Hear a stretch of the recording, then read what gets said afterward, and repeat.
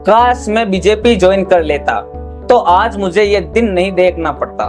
दोस्तों, ये कोई अफवाह नहीं है, बल्कि ये दर्द खुद राजस्थान की राजनीति के सबसे चर्चित चेहरे में से एक नरेश मीणा का है, क्योंकि खबर आ रही है कि नरेश मीणा अब एक बार फिर से जेल जाने वाले हैं। इन दिनों राजनीतिक गलियारों में सिर्फ एक ही चर्चा है, नरेश मीणा की जमानत रद्द होना।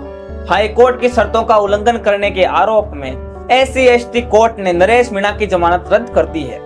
लेकिन इस फैसले पर खुद नरेश मीणा का क्या कहना है?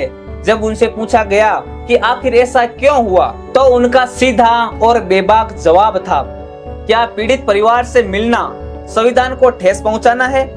ये कोई कानूनी कार्रवाई नहीं, बल्कि मेरे खिलाफ रचा गया एक बहुत बड़ा षड्यंत्र है। नरेश मीणा ने इस पूरे मामले की टाइमिंग पर भी बड़े सवाल उठाए हैं। उनका कहना है कि मैंने SDM को सिर्फ एक थप्पड़ मारा था, लेकिन मुझ पर मुकदमा दर्ज किया गया जानलेवा हमले का। वो आरोप लगा रहे हैं कि इसके पीछे एक सोची समझी क्रोनोलॉजी है। दरअसल राज्य में पंचायत और निकाय चुनाव का ऐलान हो चुका है। नरेश मीणा का मानना है कि जो भी इन चुनावों में सरकार के लिए रोड़ा बन सकता है, उसे पहले ही सेट करने की तैयारी की जा रही है। लेकिन इस स्क्रिप्ट में सबसे बड़ा ट्विस्ट तब आता है जब नरेश मीणा बीजेपी पर निशाना साधते हैं। उन्होंने साफ साफ कहा कि अगर मैं बीजेपी में चला जाता तो मेरा भी ये मामला कब का क्लोज हो चुका होता।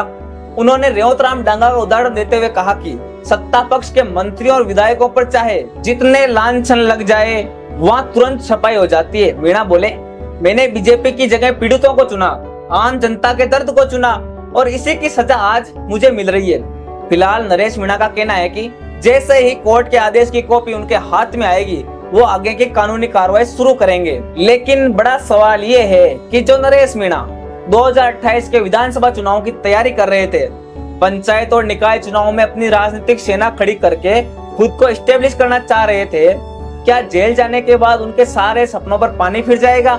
अब इस पूरे मामले पर आपकी क्या राय है? क्या नरेश मीणा के साथ वाकई कोई राजनीतिक साजिश हो रही है, या फिर कानून सिर्फ अपना काम कर रहा है? अपनी राय कमेंट बॉक्स में जरूर लिखिए। अगर आपको ये वीडियो इन्फॉर्मेटिव लगा हो तो इसे लाइक और शेयर करना ना भूलें। और हाँ, ऐसी ही तीखी और बेबाक खबरों के लिए देखते रहिए भारत प्रेस।